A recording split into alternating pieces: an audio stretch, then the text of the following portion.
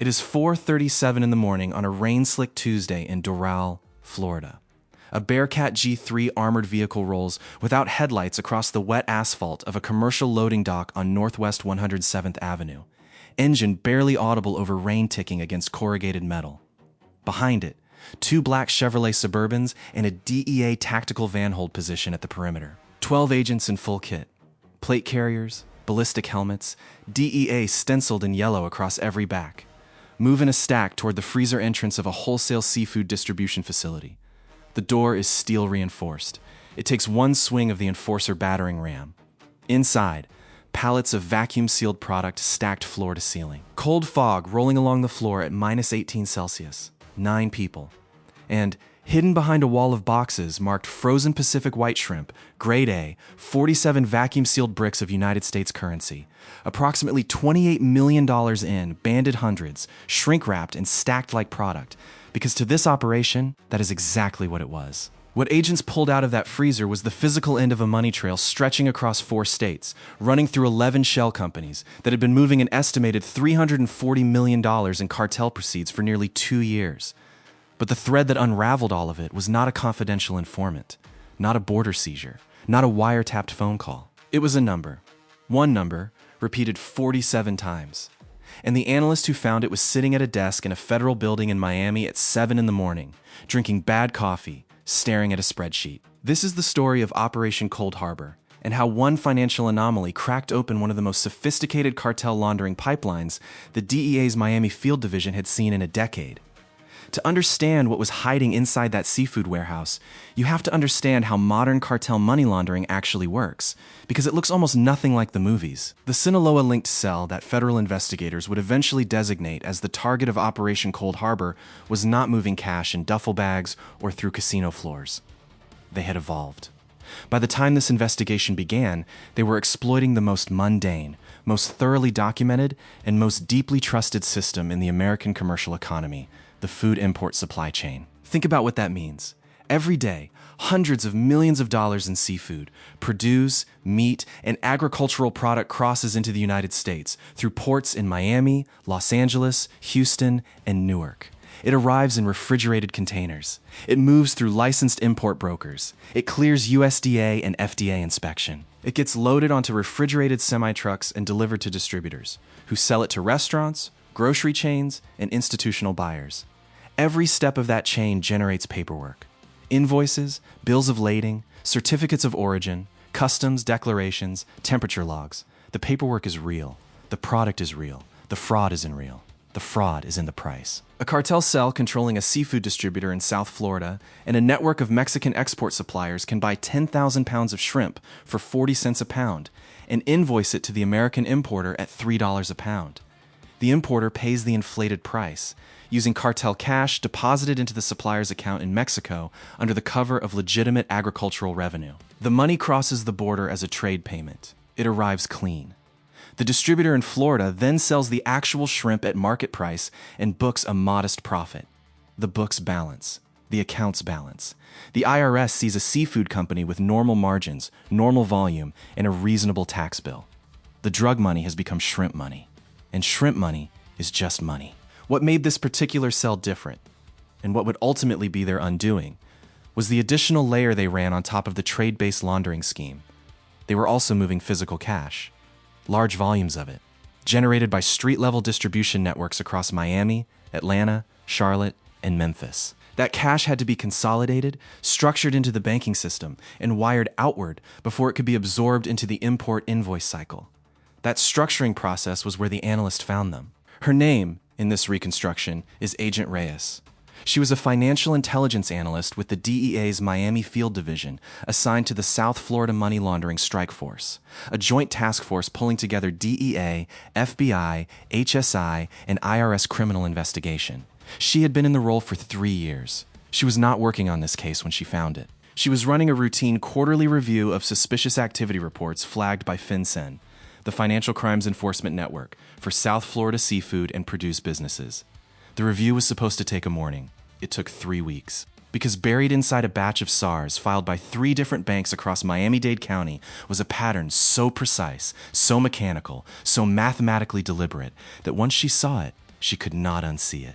The distributor, a licensed wholesale seafood importer registered in Florida as Coastal Prime Distributors LLC, had wired money to a cold storage logistics vendor 47 times in a single calendar quarter. Each wire transfer was for exactly $9,980. Each transfer went out on a Tuesday. Same vendor, same amount, same day of the week, 47 times. There is a federal law, the Bank Secrecy Act, that requires financial institutions to file a currency transaction report for any cash transaction over $10,000. Every compliance officer and every bank in America knows this threshold, and so does every money launderer in America. Breaking transactions into amounts just under the $10,000 reporting trigger is called structuring. It is a federal crime on its own, regardless of whether the underlying money is dirty. And this pattern, $9,980, 47 times, always on a Tuesday, was structuring so mechanical it looked like a script running on a timer. I spent time going through the case reconstruction, and one detail kept pulling at me: the precision of it. Not 9,900, not 9,800, 9,980. $20 under the limit, 47 times in a row, not once varying by a single dollar. That is not a coincidence. That is a program. Agent Reyes flagged the pattern and brought it to her supervisor.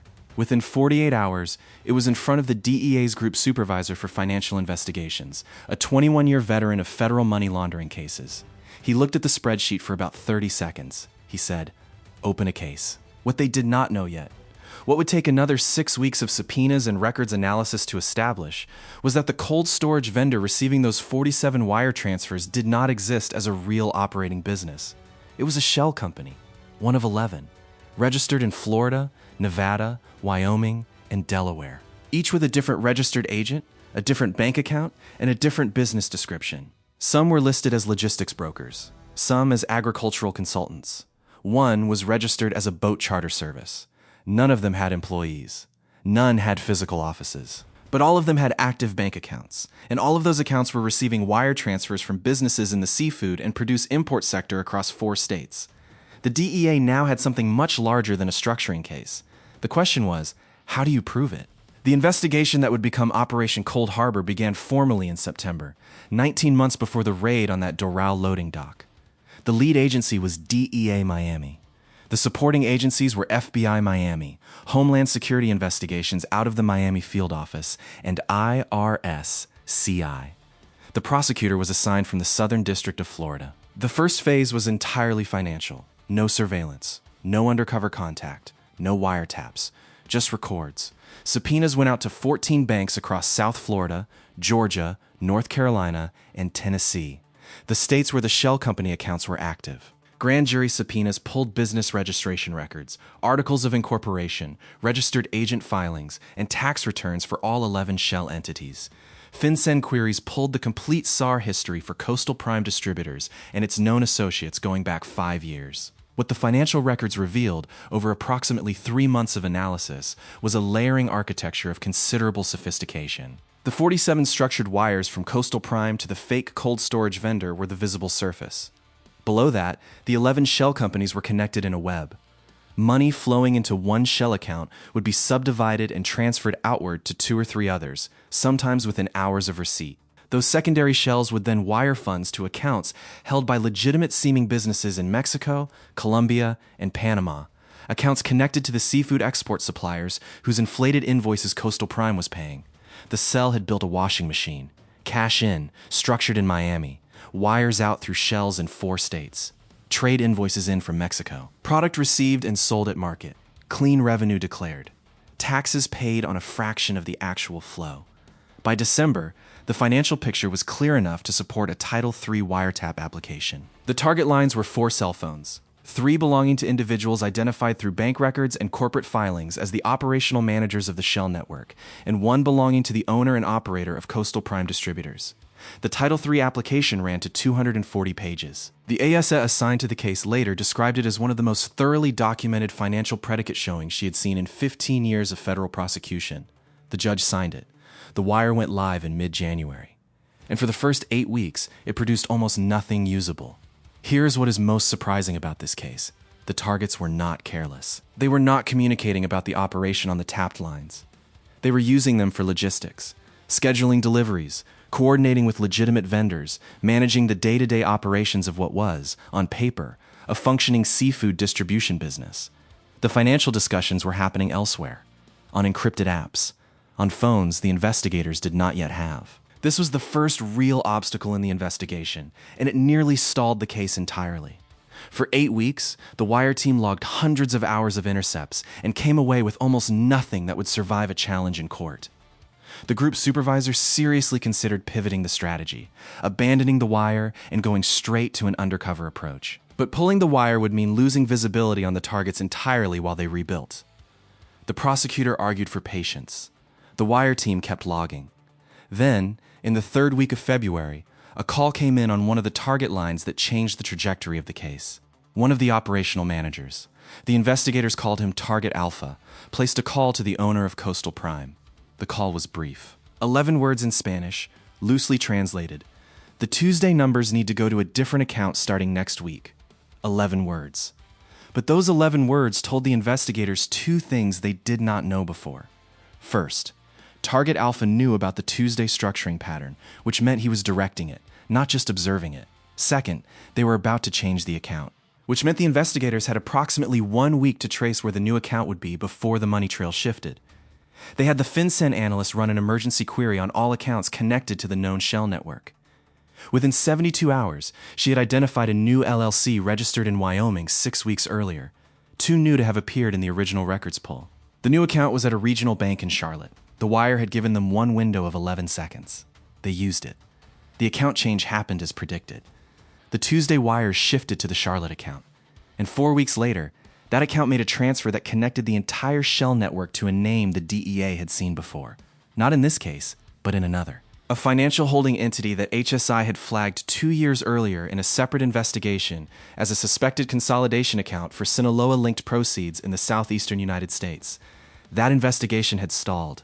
The connection to this one revived it. The case was now formally a joint DEA HSI operation, with FBI providing technical support and IRS CI handling the financial reconstruction. What had started as one analyst noticing one number had grown into a 19-month, 4-agency federal investigation targeting a money laundering pipeline moving an estimated $340 million. The Wire produced its first clean evidentiary intercept in March. Target Alpha, speaking on one of the monitored lines, coordinated a cash consolidation event, the physical aggregation of structured deposits from multiple collection points across Miami-Dade County.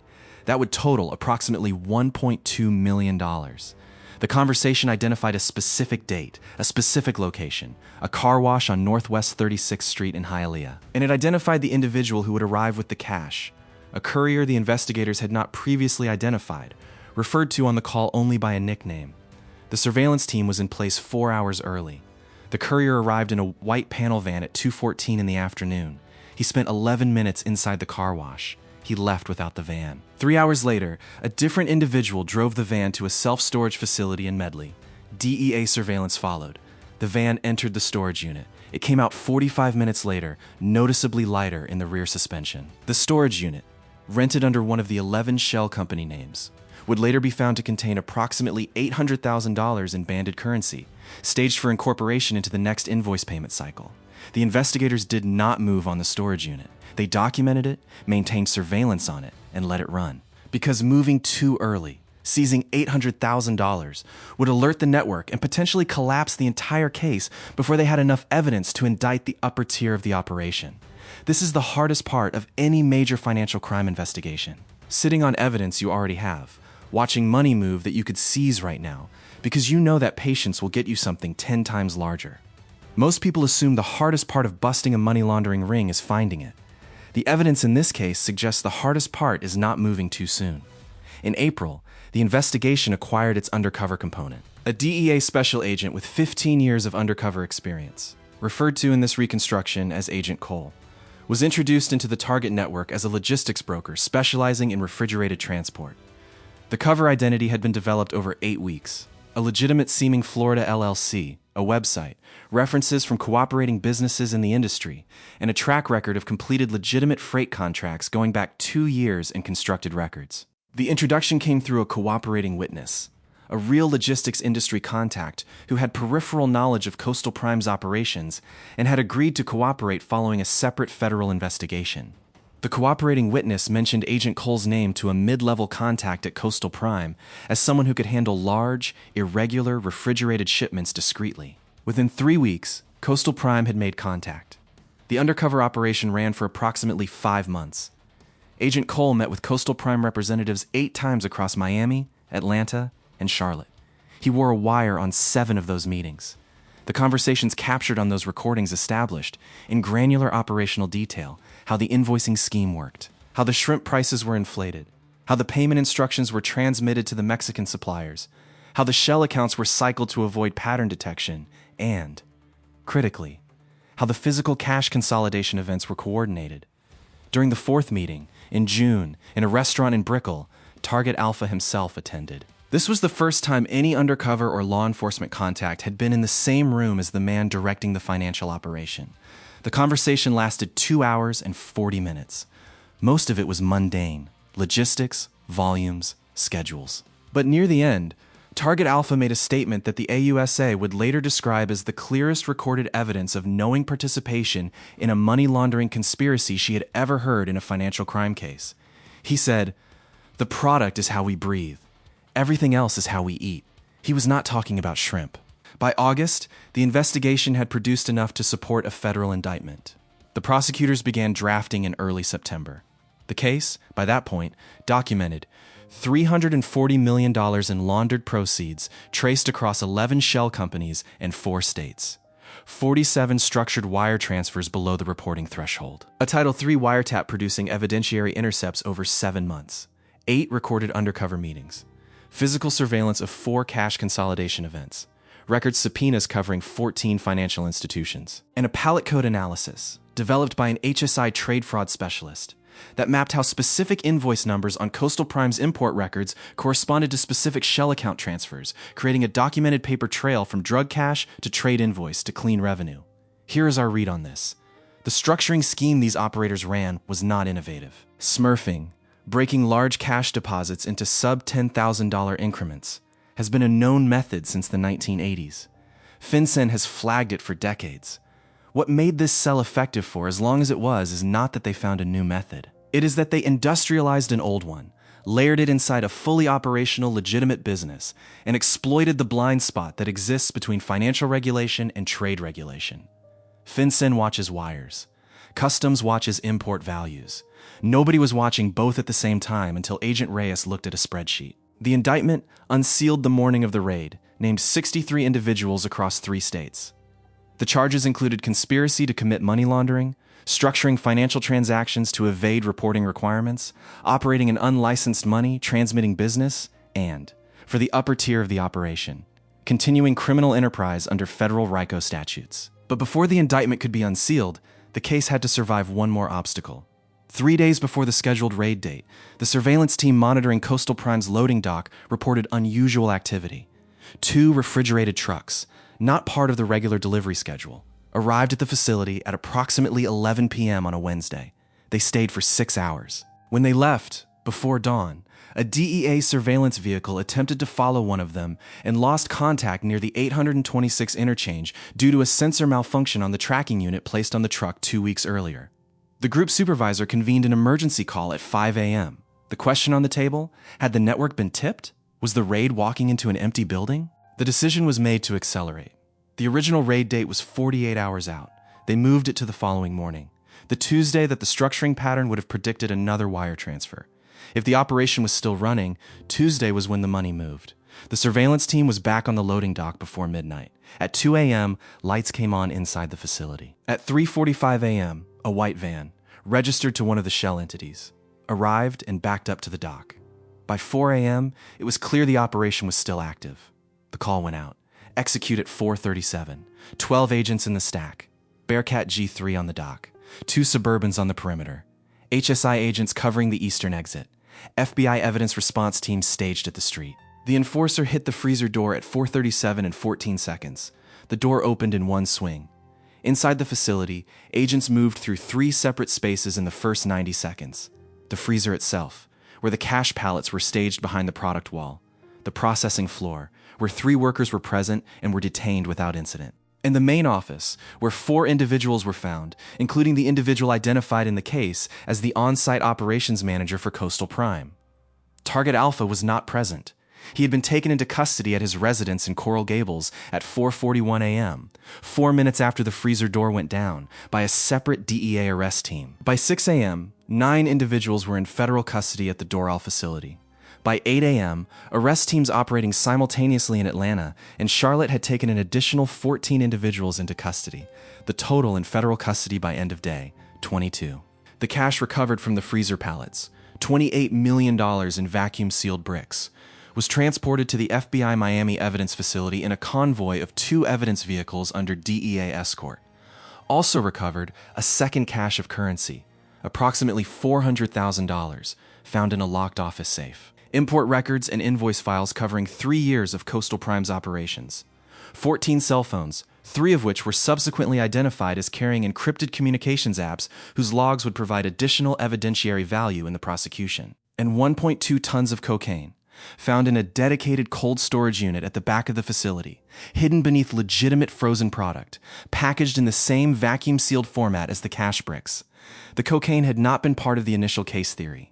Its presence confirmed what the financial analysis had suggested, but not proven. Coastal Prime was not just washing money for the network. It was a node in the physical drug supply chain as well. In the weeks and months that followed the raid, federal prosecutors in the Southern District of Florida worked through the indictment. Of the 63 individuals named, 51 were taken into custody in the initial sweep or within the following 10 days. 8 more were apprehended over the following 6 months. 4 remained at large as of the case's conclusion.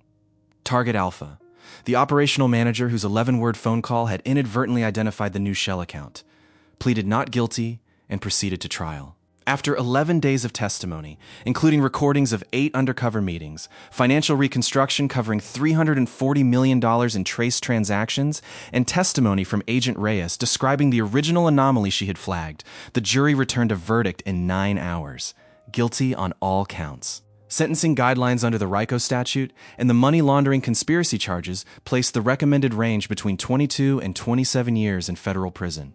22 bank accounts, spread across the 11 shell companies and 3 additional entities identified during the prosecution, were frozen by federal court order.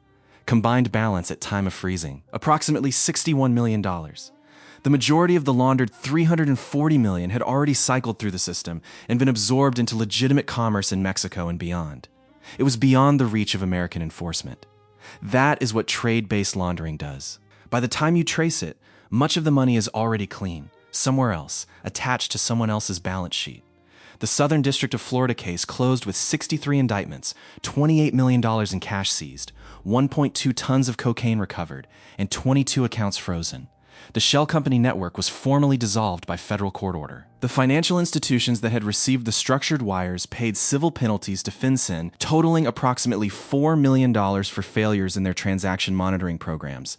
IRS-CI referred 3 additional businesses to the IRS for civil examination based on financial records obtained during the investigation. And then, 6 weeks after the raid on the Doral loading dock, Coastal Prime Distributors was back open, different ownership, new registered agents, clean business license, same building, same loading dock, same cold storage units. The buyer paid $380,000 for the equipment and inventory of a seafood import business in a good location with established vendor relationships. Nobody flagged it. One detail that stayed with me, going through everything documented in this case, the Tuesday pattern. 47 times. Same day, same amount, same $20 margin under the trigger. It ran for an entire quarter before anyone noticed. And Agent Reyes only noticed it because she happened to be pulling SARS for a routine review that had nothing to do with this case. If that review had been assigned to someone else, or run on a different quarter, or simply deprioritized, which financial intelligence reviews frequently are, that pattern keeps running. Here's the thing about this case that deserves more attention than it gets. The system worked, eventually, because one person looked at a spreadsheet carefully. Not because the monitoring architecture caught it automatically. Not because a bank's transaction surveillance flagged it. The banks filed SARS. That is all they are required to do. FinCEN collected them. They sat in a database. And a human analyst, on a routine Tuesday morning, pulled them and looked at them. That is a single point of failure in a system that is supposed to be catching billions of dollars in laundered proceeds every year. A question worth sitting with. 47 identical transactions, same day of the week, same amount to the same vendor, for an entire quarter. Should this pattern have required a human analyst doing a manual review to surface it? We'll say what most won't. No. And that failure belongs to the institutional architecture of financial monitoring, not to the individual banks or analysts working within it. The threshold that makes structuring visible was set in 1970. The technology available to detect patterns across institutions in real time in 2024 is categorically different from anything that existed then. The gap between what the system could do and what it actually does, by design and by budget, is where operations like this run live for months or years before anyone looks in the right place. Here is the uncomfortable math. The investigation ran 19 months. It cost, in federal personnel hours and operational expenditure, an amount that case analysts have placed in the range of $12 to $15 million. It recovered $28 million in cash and seized 1.2 tons of cocaine. It froze $61 million in accounts. It indicted 63 people. The network it dismantled had moved an estimated $340 million. That number represents what investigators could trace and document with sufficient confidence for federal prosecution. The actual flow through the network over its operational life, accounting for what moved before the investigation opened and what may have moved through nodes that were never identified, is almost certainly higher. Will operations like this one keep running, adapted and reformed until the structural gap in cross-institutional financial monitoring is actually closed? Comment yes or no. We read every one. The seafood import chain that served as the mechanism here is not a vulnerability that was sealed when Coastal Prime closed. Trade-based money laundering through the food import sector, exploiting the spread between invoice price and actual market value, layered through shell company networks and structured wire transfers, remains one of the most documented and least disrupted laundering methods in the federal enforcement record. FinCEN has issued advisories on it. FATF has issued guidance. The Southern District of Florida has prosecuted iterations of it across multiple cases over 2 decades.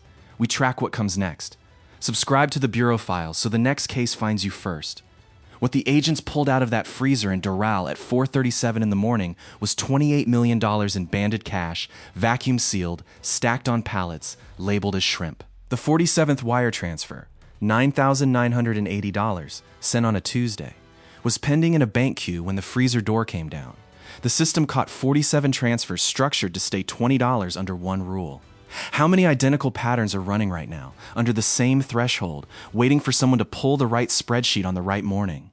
Nobody knows the answer to that. And that is the part that should stay with you.